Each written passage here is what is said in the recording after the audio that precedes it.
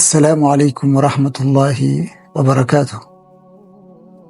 سينا تكاتوري قربان تكو ورا مصريتي حجي قولو داف خرمكا دا إمالا إيغالي يروسان حجي جيزي قولن مركبا قبا ديمن جيجو مركباني ديمن وسو مركبان حجي قولو داف إمالا جرو يروسان قا وردور مالك أخنا ونكبتن وانا ككيشاتك خيسا قدوم فتني مالك سكيشة قدوم في هركا قبا خنا قلمي دمو وان أكا أنكو داغرتي جلديسي مركب مسان قبا جرا نميچا خنا utaalee maallaqa inni keeshaa harkaa qabu san harkaa butee ol bahee jechuudha doonii gama gubbaatitti.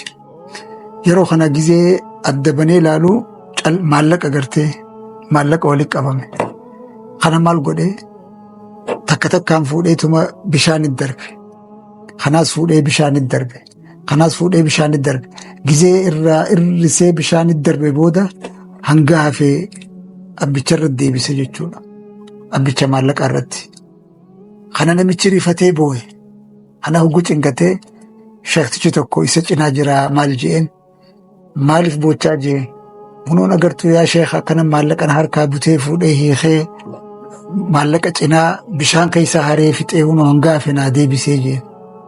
Kana sheektichinis xiqqoo callisee maal daleeydaa jee nati biyyatti hojii ni qabda hin qabaa.